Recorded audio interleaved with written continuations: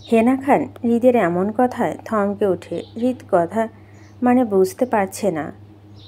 হৃদকে phone করেছে জরুরি ভিত্তিতে, আর হৃদ এমন কথা। হেনা খান খানিকটা চমকে ওঠে, সাথে সাথে বলে, মানে মানাটাই যদি তুমি বুঝতে দাদি, তাহলে তোমাকে আর ভিলেন বলতে হতো না। হৃদের এমন ঘোরানো পেঁচানো কথা মানে বুঝতে না পেরে মুহূর্তে রেগে যায় হেনা খান। পরে রেগে শাসন সুরে বলে উঠে, হেয়ালিপানা বন্ধ করো হৃদ। আমি এমনিতে টেনশনে আছি। আমার সোনামাকে কোথাও খুঁজে পাচ্ছি না। তোর দাদাভাই লোক লাগিয়েছে খুঁজতে, তুইও লোক লাগিয়ে আমার সোনামাকে খুঁজে এনে দে তাড়াতাড়ি। নিজের দাদিকে চিন্তিত হতে দেখে মুহূর্তেই শান্ত হয়ে যায় হৃদ। পরে হেনা খানকে সান্ত্বনা দিয়ে বলে, টেনশন করো না দাদি, তোমার সোনামা আমার কাছেই আছে। আমি হৃদের বাকি কথাগুলো শেষ করার আগে উত্তেজিত কণ্ঠে দ্রুত হেনা খান বলল, ও তোর কাছে আছে? কি করছে? তুই এখনই আমার সোনামাকে আমার কাছে নিয়ে আয়। দাদি, তোমার সোনামাকে আমি খেয়ে ফেলবো না। তোমার সোনামা কিন্তু আমার বউ হয়। ভেজা শেষে তার শরীর নিয়ে হেনা খানের সামনে দাঁড়িয়ে আছে হৃদ ও মায়া। দুজনকে ভেজা অবস্থা দেখে হেনা খান কপাল কুঁচকে দুজনের দিকে তাকিয়ে থেকে কিছুক্ষণ। হৃদ স্বাভাবিক ভঙ্গিতে দাঁড়িয়ে থাকলেও মায়া খানিকটা ইতস্তত বোধ করছে হেনা খানের কপালে কুঁচকে থাকানোতে। হৃদ হেনা খানের ভাবভঙ্গি বুঝতে পেরে চুপচাপ দাঁড়িয়ে আছে। হেনা খান দুজনের দিকে তাকিয়ে থেকে সন্দেহ নিয়ে বলে, এই তোরা দুজন ভিজলি কি করে? হেনা খানের তদারকি বিষয়টি হৃদ স্বাভাবিক ভঙ্গিতে নিতে পারলেও মায়া খানিকটা ভয় পাচ্ছে হেনা খানকে। চুরি করার পর ধরা পড়া যে ভয়টা থাকে মানুষের মধ্যে, মায়েরও ঠিক একই অবস্থায় হৃদের কাছে স্বেচ্ছায় গিয়েছে। এটা যদি হেনা খান জানতে পারে তাহলে মায়ার কি অবস্থা হবে, সেটা চিন্তা করে ভয়ে কাচুমাচু করতে লাগলো মায়া। হেনা খান মায়াকে ভয় পেতে দেখে তার সন্দেহর দৃষ্টিতে যেন আরও এক ধাপ গভীর হয়। হেনা খানকে সন্দেহের দৃষ্টিতে মায়া তাকিয়ে থাকতে দেখে হৃদ কথা ঘোরানোর জন্য তাৎক্ষণিক বলে উঠে, ভেজাটা বড় কথা না, তোমার সোনামা তুমি ফিরে পেয়েছ সেটাই বড় কথা। আর তুমি ডিটেকটিভের মতো ইন্টারোগেটিভ কেন করছো? হৃদের কথা শক্ত গলায় বলে, আমার করাটা অযুক্তিকর নয় হৃদ, সেটা ভালো করে জানিস। এখন বল, তুই ওকে কোথায় পেয়েছিস? হেনা খানের কথা স্বাভাবিক কণ্ঠে বলে, আমি আশিকে বলে হৃদকে আমার কাছে নিয়ে এসেছিলাম। সন্দেহ নিয়ে হেনা খান বলল, কেন, তোর ওর মায়া কি কাজ লেগেছে হঠাৎ? হেনা খানকে কথা পাল্টা জবাব বলে, দাদি, তোমার নাতি আমার বউ হয়, আর আমি আমার বউকে আমার কাছে নিয়ে যেতেই পারি। হৃদের এমন পাল্টা জবাবে রেগে যায় হেনা খান। সে রাগে বশীভূত হয়ে কপাট রাগ দেখে উচ্চ স্বরে বলে, একদম বাজে কথা বলবি না তুই। মায়া তোর বউ হলে তুই ওকে বউ বলে কবে মেনেছিস যে এখন অধিকার খাটাতে এসেছিস? হ্যাঁ, আর আমার সোনামা থেকে দূরে থাকবি তুই। হেনা খানের কথা মানে বুঝতে পেরে হৃদ স্বাভাবিক ভঙ্গিতে বলল, দাদি, সময়ের সাথে মানুষ নিজ গতিতে পরিবর্তন হয়। হৃদের কথা হেনা খান শক্ত গলায় তেজি সুরে বলল, সময় পরিবর্তন হলেও তুই হতে পারিস না, কারণ সময় তোর হিসাব মতো চলে। আমি তোর সাথে আমার সোনামাকে রেখে কোনো রকম বিপদে পাড়াতে চাই না, তাই তুই আজকের পর থেকে ওর আশেপাশে ঘুরঘুর করবি না। এটাই আমার শেষ কথা। হেনা খানের কথা হৃদ জেদে সুরে বলল, পারবো না তোমার শেষ কথা রাখতে। বউ আমার, আর বউ থেকে দূরে থাকতে হবে আমাকে। দরকার হলে বউ নিয়ে দেশান্তর হয়ে যাব আমি, তবু বউ ছাড়ছি না আমি। আর আমার যখন বউ লাগবে তখন আমি নিজেই এসে বউ উঠিয়ে নিয়ে যাব, তবু বউ চাই আমার। বউ নিয়ে নো কম্প্রোমাইজ। রাগ নিয়ে বলল, এই তুই কি পাগল হয়ে গেলি? হেনা খানের কথায় হৃদ রাগ নিয়ে সুপ্ত কণ্ঠে বলল, বিয়ে করে পাগল বানিয়ে জোর করে বিয়ে করালে আমাকে। এখন এন্ড অফ দ্য মোমেন্ট এসে আমার বউ চাই, আর এখনই নাকি সেই বউ থেকে দূরে থাকতে হবে আমাকে। ওয়াজ জোস। আর নিজের জন্য কিছু বললেও আমি হয়ে যাব পাগল। এখন তুমি বলো, সমস্যাটা আমার নাকি তোমাদের? কপাটা দেখে হেনা খান বলে ওঠে, বললেই হলো, তোর বউ লাগবে এখন। গত একটা বছর কোথায় ছিলিস তুই? আঘাত করিসনি আমার সোনামাকে, এখন বলনি আমি আমার সোনামাকে তোর হাতে তুলে দিব? হেনা খানের কথায় হৃদ নিজের দায়সারা ভাব ঝেড়ে পাল্টা উত্তর বলে, মেরেছি, আরও মারব। অবাধ্য হলে আবার মারতে দ্বিধাবোধ করব না আমি। আর তুমি ভালো করেই জানো অকারণে কিছু করি না আমি। হৃদ, দাদি প্লিজ, ভালো লাগছে না আমার। দূর থেকে দূরে থাকো, বলা বন্ধ করো তুমি। তোমার বলা আর না বলার সমান। কারণ থেকে দূরে থাকা কোনো কালই সম্ভব নয় আমার দ্বারা। আশা করি তুমি বুঝতে পেরেছ। কথাগুলো বলে হৃদ হেনা খানকে আর কিছু বলতে না দিয়ে ধূপধাপ পা ফেলে ভেজা শরীর নিয়ে নিজের রুমে চলে যায়। হেনা খান হৃদের যাওয়ার দিকে কিছুক্ষণ হতাশ দৃষ্টিতে তাকিয়ে থেকে একটা দীর্ঘশ্বাস ছাড়ে। হৃদ কিছু নিয়ে জেদ করলে সেটা করে ছাড়ে, ওকে সেটা বোঝানো বেকার। হৃদ কখনো অন্য শুনে কাজ করে না, নিজে যা ভালো লাগে সেটাই করে। হেনা খানের কথাগুলো ভেবে মায়াকে নিজের বুকে টেনে আলতো হাতে মায়া চুপচাপ হেনা খানের বুকে মাথা রেখে হৃদের যাওয়ার দিকে তাকিয়ে থাকে করুণভাবে। হৃদ থেকে হেনা খানকে সামনে দূরে থাকতে হবে তাকে। রাতে খাবারের জন্য ডাইনিং টেবিলে বসে আছে খান বাড়ির সবাই, শুধু হৃদ ছাড়া। মায়া বারবার আর্যকে সিঁড়ি থেকে তাকাচ্ছে হৃদ আসে কিনা দেখার জন্য। কয়েকবার তাকানোর পর হৃদকে আসতে না দেখে ডাইনিং টেবিলে বসে কাচুমাচু করতে থাকে। মায়ার এক পাশে আরাফ খান বসেছে, অন্য পাশটা ফিহা। মায়ার ঠিক সামনে চেয়ারটা খালি রাখা, তার পাশে চেয়ারটা আরিফ বসেছে। আরিফের পাশে ফিহা বাবা মা বসেছে। আরিফের সামনে ফিহা বসেছে। এখানে আপাতত হৃদের সাথে সাথে আয়ান নেই। আয়ান গত এক সপ্তাহ যাবৎ বিদেশ রয়েছে বিজনেসের কাজে, তাই এখানে আয়ান নেই। সবাই ডাইনিংয়ে বসে যার যার মতো করে খাবার খাওয়া শুরু করেছে। কারণ হৃদ কখনোই টাইম মেনটেন করে সবার সাথে খাবার খায় না, বেশিরভাগ সময় একা একা খেয়ে থাকে। তাই কি অপেক্ষা না করে খাওয়া শুরু করে দিয়েছে হেনা ছাড়া। হেনা খান কখনো হৃদকে ছাড়া খাবার খায় না উনি। হৃদের জন্মের পর থেকে হেনা খানের হৃদকে মানুষ করেছে, আর হৃদের জন্য তার ভালোবাসাও অপরিসীম। হেনা খানের সব কিছু একদিকে আর হৃদ অন্যদিকে। হেনা খানের মায়াকে নিয়ে হৃদের সাথে ঝগড়া করে, কারণ হৃদ অনেক রাগ, আর সেই রাগে শিকার হতে হয় মায়াকে। তাই উনি হৃদের রাগ থেকে মায়াকে বাঁচানোর জন্য দূরে রাখতে চায় দুজনকে। মায়া অনেকটা অবুঝ, বর্তমান দুনিয়া সম্পর্কে কোনো ধারণা নেই ওর। হেনা খান সার্ভেন্ট নিয়ে সবাইকে খাবার বেড়ে দিচ্ছে। এমন সময় সিঁড়ি বেয়ে ধূপধাপ পা ফেলে শব্দ করে নিচে আসছে হৃদ। হৃদকে নিচে নামতে দেখে মায়া চমকে ওঠে, সেদিকে তাকায়, আর সাথে সাথে চোখ পড়ল হৃদের দিকে। তাকাতেই চোখ বড় বড় হয়ে আসা মায়া অবাক করা দৃষ্টিতে তাকিয়ে থাকে হৃদের দিকে। কারণ হৃদ ফর্মাল স্টাইলে কালো টি শার্ট আর কালো ট্রাউজার পরে কিলার লুক নিয়ে ডাইনিংয়ে এসে মায়ের সামনে চেয়ারটা বসে পড়ে। মা তখনও হাঁ হয়ে তাকিয়ে থাকে হৃদের দিকে। হৃদ তখনও মায়াকে লক্ষ্য করেনি।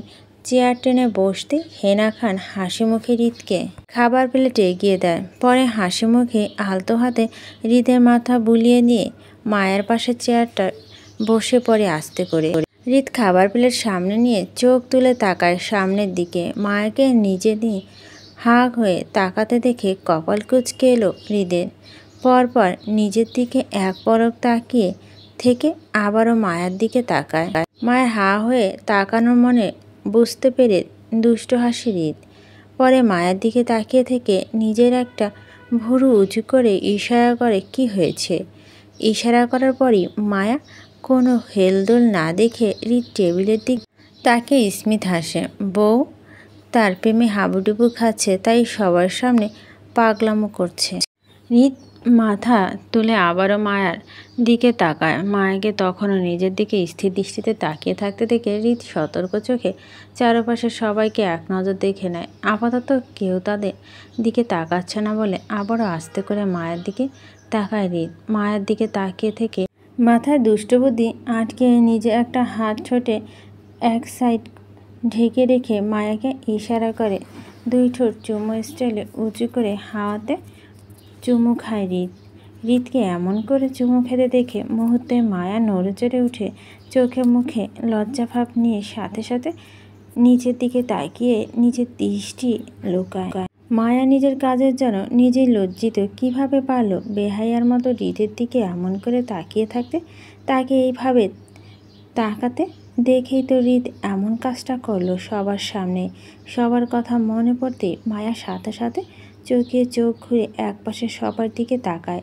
সবাইকে যার যার মতো করে খেতে দেখে স্বস্তির নিঃশ্বাস ফেলে মায়া।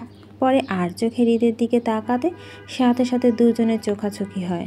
মায়া হৃদের দিকে তাকাতে চোখে পড়ল হৃদের ঠোঁটে দুষ্টু হাসি। হৃদ মায়াকে লজ্জা ফেলতে পেয়েও ঠোঁট কামড়ে দুষ্টু হেসে চলছে। মতে মতে মায়া হৃদের এমন কাণ্ড দেখে সাথে সাথে আবারও নিজের নজর নিচের দিকেই করে ফেলে। হৃদ মায়াকে পরপর লজ্জা ফেলতে পেরে দুষ্ট হেসে সে নিজে যখন চোখ ঘুরিয়ে খাবার প্লেটে রাখতে যাবে তখন চোখ পড়ে আরাফ খানের তীক্ষ্ণ দৃষ্টি, যা এতক্ষণে হৃদ ও মায়ার উপর ছিল। মায়া তার এক পাশে সবাইকে দেখে অন্য পাশে দেখার প্রয়োজন বোধ মনে করেনি বলে আরাফ খান তীক্ষ্ণ দৃষ্টিতে দেখতে পায়নি। যদিও করত তাহলে দেখতে পেত আরাফ খানের তীক্ষ্ণ দৃষ্টি, যা তখন মায়ার উপরেই নিক্ষেপ করা ছিল। হৃদ নিজে দাদাভাইকে এমন দৃষ্টি দেখে মুহূর্তেই থতমত খেয়ে যায়। পরে নিজের চুরি ধরা পড়ার ভয়ে হৃদ নিজে আরাফ খানের দিকে ভুরু কুঁচকে তাকিয়ে এমন একটা ভাব করে যেন এখানে কিছুই হয়নি, আর যদি কিছু হয়ে থাকে তাহলে সেটা হৃদ অনায়াসে কিছু জানে না। আরাফ খান হৃদকে ভুরু কুঁচকে নিজের দিকে তাকাতে দেখে কপাল কুঁচকে এলো তার। হৃদের এমন দৃষ্টি দেখে আরাফ খানের মনে হচ্ছে সে বাহ কিছুই করছে, সব উনি করেছে, হৃদের কোনো দোষ নেই, হতেই পারে না, যার দোষ সবই তো আরাফ খান নিজের। কথায় আছে না, চুরি চুরি করে উল্টো সাহেবকে বকে, ঠিক তেমনটাই হচ্ছে এই মুহূর্তে আরাফ খানের সাথে। হৃদ আরাফ খানের দিকে তাকিয়ে থেকে নিজে ভুরু নাচিয়ে ইশারা প্রশ্ন করে, কি হয়েছে? আরাফ খান হৃদের ইশারা বুঝতে পেরে কপাল কুঁচকে ইশারা করে বুঝেছে কিছু হয়নি। হৃদ আবারও ইশারা করে বুঝায় কোনো দিক না তাকিয়ে নিজের খাবারটা শেষ করে তাড়াতাড়ি।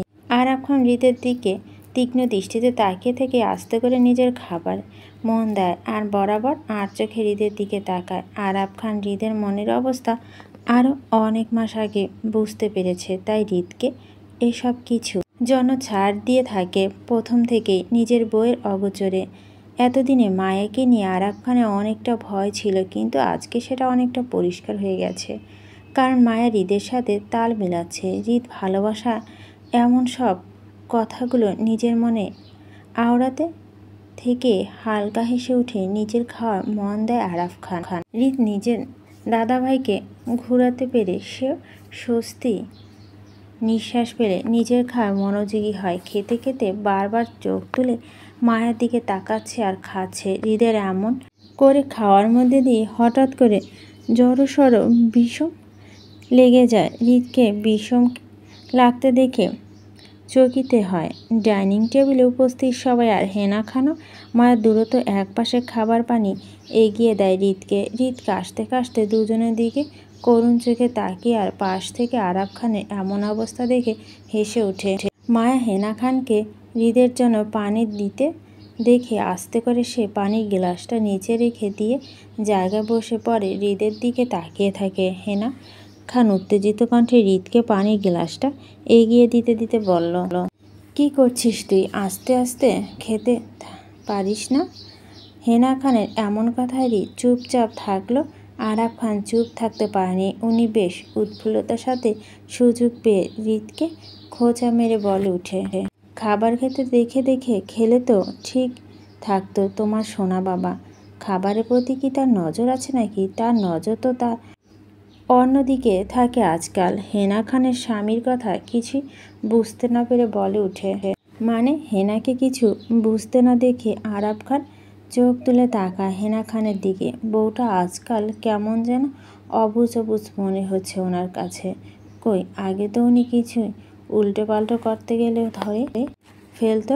ওনার বউ আর আজকে নিজের নাতির বিষয়টা ধরতে পারছে না। এতে বলার পরও তার কেমন যেন সন্দেহ হতে থাকে হেনা খানকে নিয়ে। আরাফ খানের কেন জানি মনে হচ্ছে হেনা খান সবই বুঝতে পারছে, কিছু ধরা দিতে চায় না কারো কাছে, বিশেষ করে হৃদের কাছে।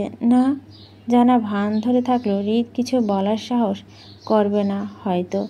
যদি হৃদের কাছে ধরা দেয় তাহলে ওনার হৃদের কাছে হার মানতে হবে। মায়াকে নিয়ে আর সেটা উনি কখনই করতে চাইবে না। আরাফ খান হেনা খানের দিকে তাকিয়ে থেকে বলে ওঠে, মানেটা হৃদকে প্রশ্ন করো, ও বলতে পারবে ভালো। আরাফ খানের কথায় হেনা খান তীক্ষ্ণ দৃষ্টিতে হৃদের দিকে তাকায়। হৃদ খানিকটা বিরক্তি নিয়ে আরাফ খানের এক পলক তাকিয়ে থেকে আবারও হেনা খানের দিকে তাকায়। পরে সুপ্ত কণ্ঠে বলে উঠে, কিছু না দাদি, দাদাভাই ফালতু বকছে। হৃদের এমন কথায় আরাফ খান হেসে আস্তে আস্তে নিজের খাবার খেতে থাকে। আর হেনা খানের রশিদের খাবার প্লেট দিকে তাকিয়ে থেকে আবারও হৃদকে উদ্দেশ্য করে বলে ওঠে, কি হয়েছে হৃদ, ঠিক করে খাচ্ছিস না কেন? খাচ্ছি তো। হৃদের এমন কথায় আরাফ খান আবারও হৃদকে খোঁচা মেরে মজা করে বলে ওঠে, খাচ্ছ তো, তবে অন্য কিছু খাবার খাওয়া তো আমাদের হৃদ ছেড়ে দিয়েছে। ও তো এখন অন্য কিছু খেতে পেট ভরবেন না হৃদ? আরাফ খানের কথায় হৃদ এবার রাগী দৃষ্টিতে তাকিয়ে থেকে বলে ওঠে, কি করব দাদাভাই, ঠিক করে কোনো কিছু তো খেতে পারছি না। আমি বেশ পুষ্টিহীনতায় ভুগছি, বুঝেছ? আমার চারপাশে প্রচুর ডিস্টারবেন্স, তার জন্য ঠিক করে কিছু করা ওঠা হচ্ছে না। হৃদের এমন করুণ পরিণতি দেখে শব্দ করে হেসে ওঠে আরাফ খান। আর চারপাশে সবাই করুণ চোখে তাকিয়ে থাকে হৃদের দিকে। হৃদ কোনো পুষ্টিহীনতার কথা বলছে, আপাতত কিছুই বুঝতে পারছে না তারা। মায়া ঠিক তাই করছে, হা হয়ে তাকিয়ে আছে হৃদের দিকে। হৃদ নিজের খাবার শেষ করে চুপচাপ নিজের রুমে চলে যায়, কাউকে কিছু না বলে। মায়া চুপি চুপি হৃদের যাওয়ার দিকে বেশ কয়েকবার তাকায়, পরে আবার সাথে মায়া নিজের খাবার শেষ করে হেনা খানের সাথে নিজের রুমে চলে যায়। কিন্তু মায়া বেশ অস্থিরতা ভুগতে থাকে হৃদের জন্য। মায়ের হঠাৎ করে হৃদের কাছে ছুটে যাওয়ার জন্য প্রবল ইচ্ছা জেগে ওঠে, কিন্তু হেনা খানের জন্য সে ইচ্ছাটা দমে রাখতে হয়, কারণ হেনা খান মায়াকে ঘুম পাড়িয়ে তারপর নিজের রুমে যায়। এখনও তাই হচ্ছে। হেনা খান মায়াকে ঘুম পাড়ানোর চেষ্টা করছে বরাবরের মতোই। মায়া একরাশ কষ্ট নিয়ে চটপট করতে করতে ঘুমিয়ে পড়ে। খানিক বাদে মায়াকে ঘুমিয়ে পড়তে দেখে হেনা খান মায়ার কপালে আস্তে করে একটা চুমু খেয়ে নিচের রুমে চলে যায়, দরজাটি বাইরে দিয়ে লাগিয়ে। গভীর রাত। হৃদ নিজের রুমে সুইমিং পুলের সামনে কাউচের ওপর বসে আছে, নীল পানির দিকে দৃষ্টি স্থির রেখে। মনটা বেশ চটপট করছে বউটার জন্য তার। একটা সময় সে বিয়ে ভালোবাসা থেকে দূরে দূরে থাকতো, কারণ সব কিছুতে ওপর তার কোনো কালে ইন্টারেস্ট ছিল না। তার শুধু পাওয়ার আর পাওয়ার নিয়ে খেলা করতে ভালো লাগতো। সে যেন নিজেকে কঠিন মনের অধিকারী বানিয়েছে হৃদ। কিন্তু দাদা দাদি জোরাজোরিতেও তাকে দেওয়া ওয়াদা মায়ের পরিবারকে সেটা রক্ষার্থের জন্য বাধা হয়ে মায়াকে বিয়ে করতে হয় হৃদকে। বিয়ে অবধি সবই ঠিক ছিল, কিন্তু বিপত্তি ঘটে বউকে ভালোবেসে। মায়ার জন্য কখন যে তার কঠিন মনের মধ্যে সুপ্ত ভালোবাসা সৃষ্টি হয় সেটা বুঝতে পারেনি হৃদ। এখন বউকে ভালোবেসেও তার সাথে ভালো করে দুটো কথা বলতে পারছে না সেই দাদা দাদির জন্য। অবশ্যই এতে হৃদের নিজের দোষটাই বেশি, কারণ সে বরাবর মায়াকে আঘাত করেছে নানান কারণে। আর সে যেন হেনা খান হৃদের কাছে মায়াকে দিতে ভয় পাচ্ছে গভীরভাবে। হেনা খানের ধারণা হৃদ মায়াকে বারবার আঘাত করে থাকবে রাগের বশে। আর সেও যে বউকে ভালোবাসে বলে পরে আর মায়াকে আঘাত করবে না তা কিন্তু নয়। মায়া যদি হৃদকে কখনো ছেড়ে যেতে চায় তাহলে হৃদ মায়াকে আঘাত করতে দ্বিতীয়বার ভাববে না। এসব কিছু বুঝতে পেরে তাই তো নিজের দাদির সাথে কোনো রকম বাড়াবাড়িতে যেতে চায় না, কারণ হৃদের প্রাণটা যদি তার বউয়ের মধ্যে থাকে তাহলে হেনা খানের প্রাণটাও তারই বউয়ের মধ্যে রয়েছে। তাই হৃদ তার দাদিকে বোঝাতে চায় যে সে এখন আর তার বউকে ভালোবাসতে শুরু করেছে। সে এখন বউকে চায় সারা জীবনের জন্য। বউ ছাড়া যে বড্ড উন্মাদ হয়ে আছে, এই সবটা বুঝতে হবে হেনা খানকে। পরে হেনা খানের সুমতি পেয়ে বউকে আপন করে নেবে সে, তার আগে নয়।